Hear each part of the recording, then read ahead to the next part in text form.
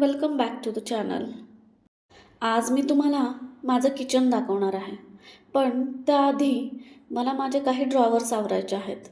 तर या व्लॉगमध्ये थोडंसं ऑर्गनायझेशन, कुकिंग आणि किचन टूर असणार आहे.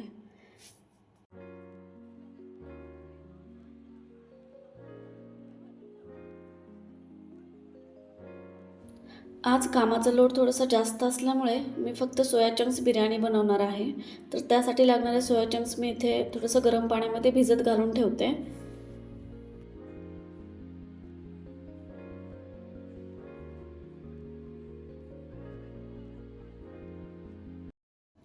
हा जो ड्रॉवर आहे तो मी मिक्सरचे भांडे आणि मिक्सर ठेवण्यासाठी केलेला आहे. पण यामध्ये बाकीचं पण बरंचसं सामान झालेलं आहे आणि त्यामुळे मला जी वस्तू पाहिजे आहे ती प्रॉपर भेटत नाही. सो मी विचार केला की आज तो ड्रॉवर आवरून घ्यावा. सो तो ड्रॉवर मी क्लीन केला आणि त्यामध्ये पेपर टाकून घेतला. किचन ड्रॉवर्स पण आपल्याला टाईम टू टाईम क्लीन करत राहावे लागतात. सो त्यामुळे ते क्लीन राहतात, मेंटेन राहतात. सो मी जसं मला टाईम मिळेल तसं एखादा किचनचा कॅबिनेट किंवा एखादा किचनचा ड्रॉवर आवरत असते किंवा ज्या ड्रॉवरला आवरायची गरज आहे तो ड्रॉवर मी आवरून घेत असते. त्यामुळे आपलं किचन वेल सेट राहतं. आणि आता किचन आवरायची गरज आहे किंवा किचन कॅबिनेट खूपच सगळे खराब झालेत अशी वेळ येत नाही. मिक्सरचा ड्रॉवर तर मी क्लीन करायला काढलाच होता, तर त्याबरोबर मी मिक्सर पण क्लीन करून ठेवला व्यवस्थित.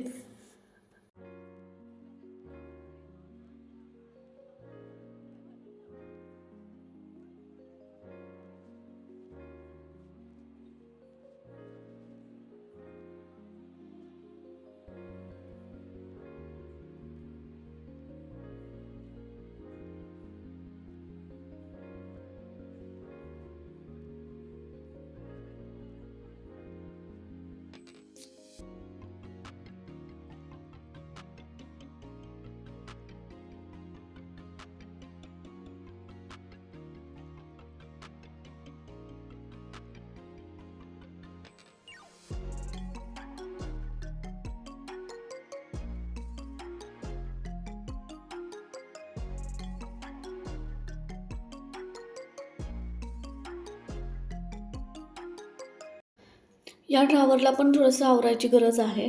या ड्रॉवरमध्ये मी जे रिकामे डब्बे असतात ते ठेवते. पण तुम्ही बघू शकता इथे इथे खूपच ड्रॉवरची अवस्था खराब झालेली आहे. सो हा ड्रॉवर पण मी व्यवस्थित क्लीन करून घेतला आणि जे रिकामे डब्बे होते ते व्यवस्थित लावून घेतले.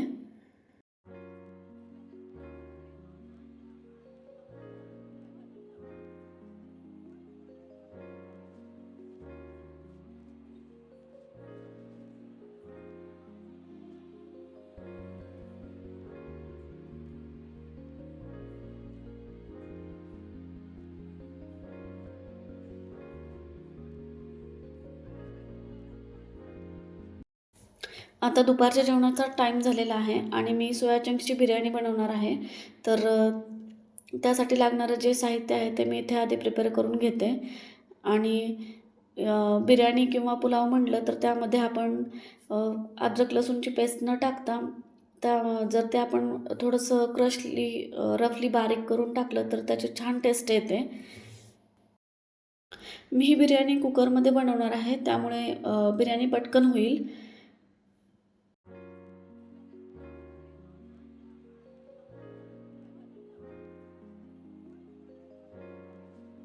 सगळ्यात आधी इथे मी कुकरमध्ये थोडंसं तूप घातलं आणि त्यामध्ये थोडंसं जिरं, एक दालचिनीचा तुकडा आणि एक तेजपत्त्याचं पान टाकलं. बाकीचा खडा मसाला काही मी ॲड नाही करत, कारण त्यामुळे खूप स्पायसी होतं आणि मल्हार असल्यामुळे मी ते अवॉइड करते. त्यानंतर त्यामध्ये एक बारीक केलेला कांदा घातला आणि कांदा छान तळला की त्यामध्ये अद्रक लसूणची जी पेस्ट आपण तयार केली होती ती घातली आणि 1 मिनिट अद्रक लसूणची पेस्ट व्यवस्थित परतून घेतल्यानंतर त्यामध्ये एक बारीक केलेला टोमॅटो घालून घेतलं. यामध्ये आता बाकीचे ड्राय मसाले ॲड करायचे आहेत, जसं की थोडीशी हळद, लाल तिखट, बिर्याणी मसाला आणि मीठ. मसाले छान परतले की गॅस बंद केला आणि मग त्यामध्ये 2-3 चमचे दही घातलं.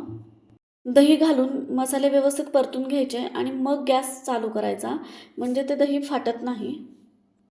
आणि मग त्यामध्ये आपण जे सोया चंक्स भिजत घातले होते ते मी व्यवस्थित स्क्वीज करून घेतलं आहे. त्यातलं पाणी पूर्ण काढून घेतलं आहे. ते सोया चंक्स यामध्ये ॲड करायचे आणि छान परतून 1 मिनिट वाफ काढून घ्यायची. हा तांदूळ मी स्वच्छ धुवून 15 मिनिट भिजत घालून ठेवला होता. आता तांदूळ घालायचा आहे आणि तांदूळ घालून छान मिक्स करून त्यामध्ये तांदूळच्या दुप्पट गरम पाणी घालून घेतलं आणि झाकण लावून स्लो टू मीडियम गॅसवर 3 शिट्ट्या करून घेतल्या.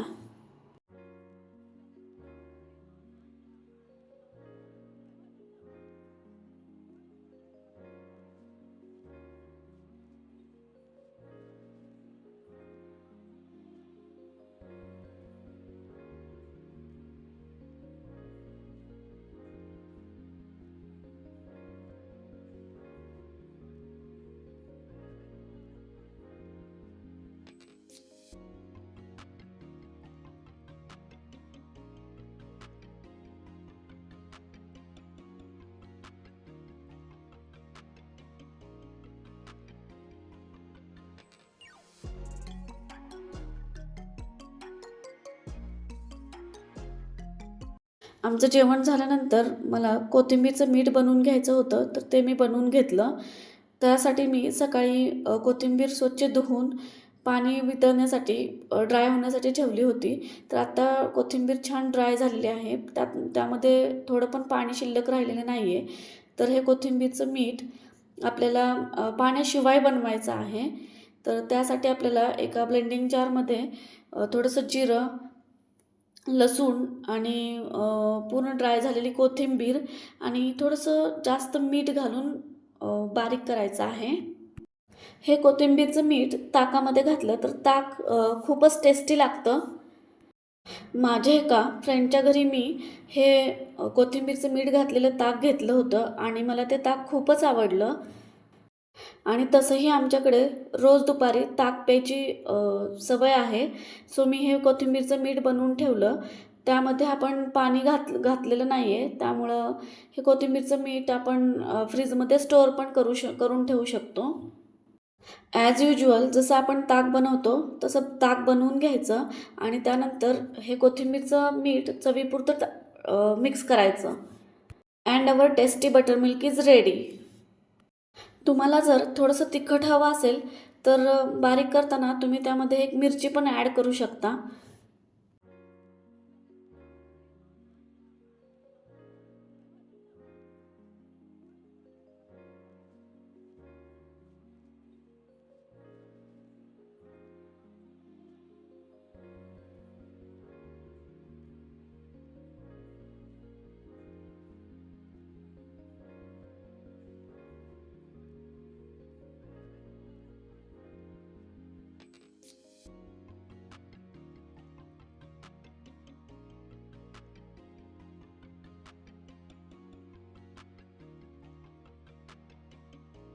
So this is next day morning. मला सेम डेला शूट करणं पॉसिबल झालं नाही.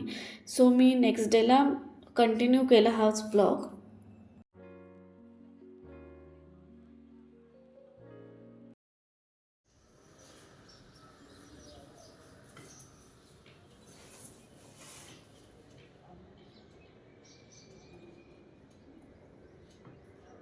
तर आज आहे संडे आणि मला वीकेंडला सकाळी लवकर उठून माझी कामं पटपट आवरायला खूप आवडतं. तर मला किचन तर थोडं आवरायचंच होतं. सो मी विचार केला की आज सकाळी लवकर उठून किचनच आवरून घ्यायचं. तर हे आहे क्रॉकरी युनिट आणि हेच मला क्लीन करायचं आहे. तर मी त्यामधली पूर्ण क्रॉकरी खाली काढून ठेवली आणि ते युनिट पूर्ण क्लीन करून घेतलं आधी.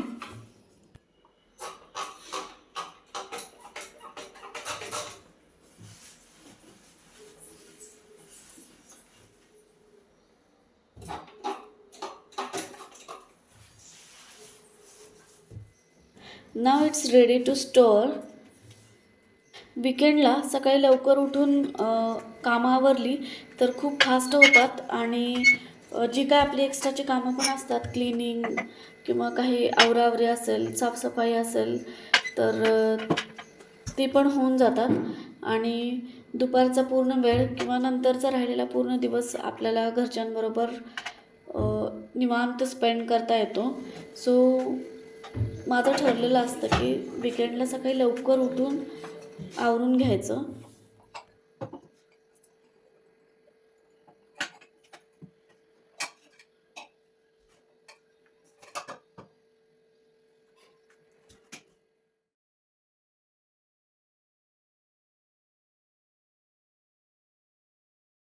I don't have too much crockeries, so वरच्या 2 शेल्फवरतीच पूर्ण क्रॉकरी बसून जाते आणि खालचा जो शेल्फ आहे, तो मी माझं जे रेग्युलर काही मला लागणारं कुकिंगसाठी लागणारं जे काही सामान आहे, ते मी तिथे स्टोअर करून ठेवते.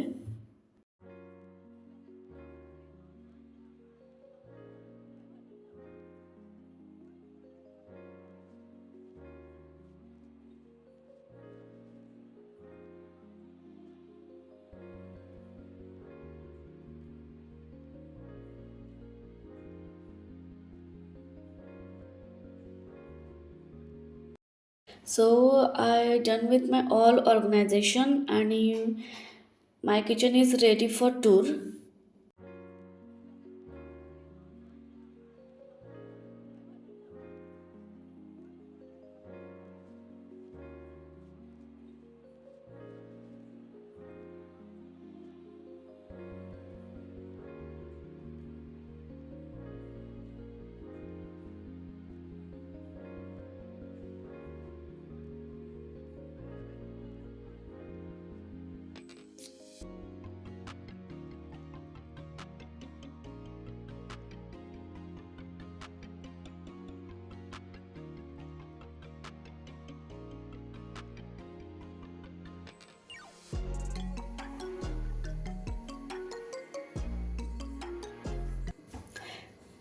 सो सगळ्यात आधी हे शटर, तर हे शटर मी खूप आवडीने इलेक्ट्रॉनिक्स वस्तू ठेवण्यासाठी बनवून घेतलं होतं. पण त्यानंतर विचार केला की मिक्सरबरोबरची सगळी भांडी वगैरे पण एकाच ड्रॉवरमध्ये बसतील, म्हणून मी पूर्ण इलेक्ट्रॉनिक्स खालच्या ड्रॉवरमध्ये शिफ्ट केलं आणि हा शटर मी असंच काहीतरी ड्रायफ्रुट्स वगैरे ठेवण्यासाठी किंवा स्नॅक्स ठेवण्यासाठी, जे पटकन दिसेल आणि पटकन घेता येईल माझ्या म्हणल्याला सुद्धा, तर अशा गोष्टी मी तिथे ठेवल्या. तर त्याच्या साईडलाच हे 2 कॅबिनेट आहेत आणि ते दोन्ही हायड्रॉलिक आहेत. वरचे जे लॉफ्ट आहेत ते पण हायड्रॉलिक बनवलेले आहेत आणि पूर्ण किचनला जे मटेरियल यूज केलेलं आहे ते हाय ग्लॉसचं मटेरियल आहे. And this is my small crockery unit. चिमणीच्या साईडला जे शेल्फ आहेत ते मी रेग्युलर यूजचे कप ठेवण्यासाठी केलेले आहेत. ही चिमणी ज्योती ब्रँडची ऑक्सिजन मॉडेलची आहे. चिमणीची लेंथ 90 सेंटीमीटर आहे आणि या चिमणीला 3 फिल्टर आहेत, जे आपल्याला 15 दिवसातून एकदा किंवा महिन्यातून एकदा क्लीन करावे लागतात. जर तुम्हाला किचन चिमणीची पूर्ण इन्फॉर्मेशन हवी असेल, तर let me know in the comment section. I will make another separate video on kitchen chimney. तर इथे शिफ्ट होताना हा गॅस मी चेंज केला नाही, कारण तो अजून पण व्यवस्थित चालतो आहे. सो विचार केला की जोपर्यंत चालतो आहे तोपर्यंत चेंज नाही करायचा. गॅसच्या खालचा जो ड्रॉवर आहे तिथे मी मसाल्याचा डब्बा किंवा खड्या मसाल्याचा डब्बा, गूळ, चहाचं पातेलं वगैरे असं स्टोअर करून ठेवलेलं आहे, जे पटकन मिळेल. आणि त्याच्या खालच्या ड्रॉवरमध्ये प्लेट्स, बाउल्स आणि अ, तांबे किंवा ग्लास वगैरे स्टोअर केलेला आहे. त्या खालच्या ड्रॉवरमध्ये मोठ्या प्लेट किंवा कढई, पातेले वगैरे स्टोअर केलेलं आहे. आणि ही आहे पुलआउट ट्रॉली. त्याच्या खालच्या साईडला मी मसाल्याच्या छोट्या-छोट्या बरण्या सेट केलेल्या आहेत. That looks great. आणि त्याच्या साईडचा जो कप्पा आहे तो सिलेंडरचा आहे.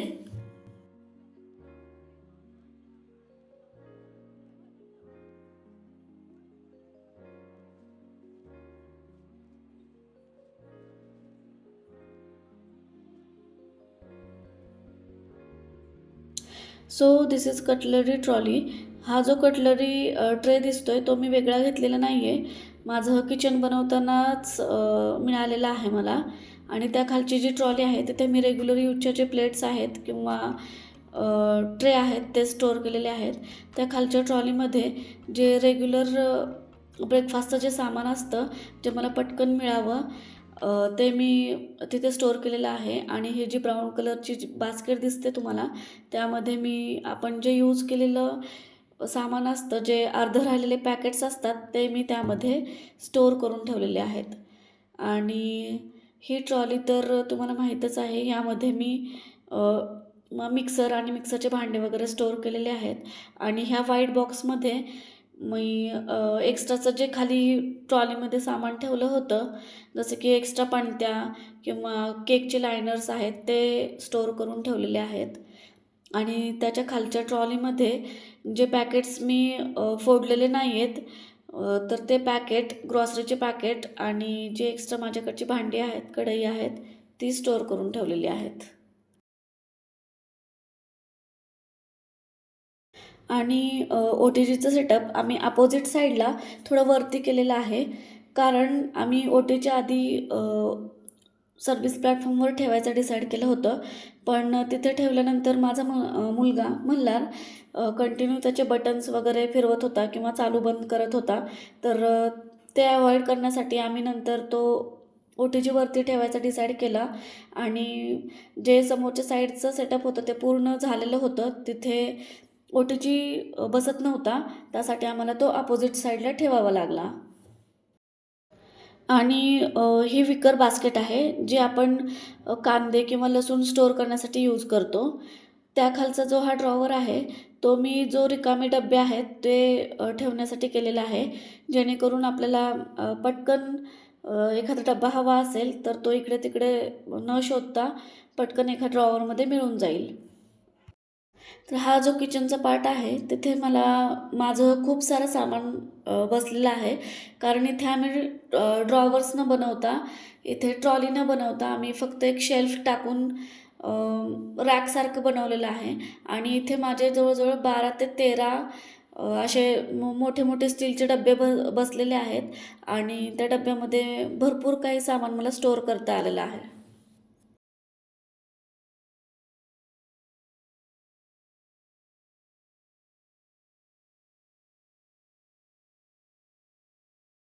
आणि हे जे बेसिनच्या खालचं कॅबिनेट आहे तिथे मी सध्या काहीच ठेवलेलं नाही आहे. फक्त ऑइलचा डब्बा ठेवलेला आहे.